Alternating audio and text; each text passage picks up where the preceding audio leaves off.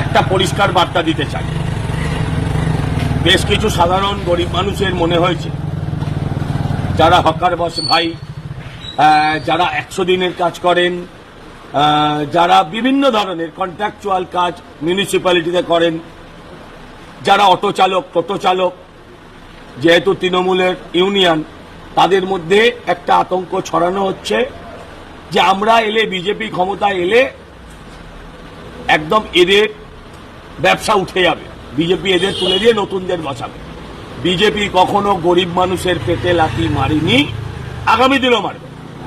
আমি সমস্ত ছোট ব্যবসায়ী, হকার ব্যবসায়ী, যারা দিন আনেন দিন খান, 100 দিনের কর্মী, আইসিডিএসটা হয়তো নয়, 100 দিনের কর্মী, মিউনিসিপ্যালিটি স্টাফ, কন্ট্রাকচুয়াল, তাদের মধ্যেই আতঙ্ক ছড়ানো হচ্ছে।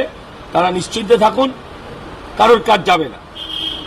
আমি আমার অঞ্চলে, যেখান থেকে আমি পৌর প্রতিনিধি হয়েছিলাম, সেখানেও কারোর কাজ কখনো খাইনি। গরিব মানুষের কাজ বিজেপি কখনো খাবে না। সে অটো, টোটো, রিক্সা চালক, যারা যে ইউনিয়নেই থাকুক না কেন, গরিব মানুষকে এই তৃণমূলীরা জোর জবরদস্তি ইউনিয়ন করিয়েছে, এটা আমরা জানি।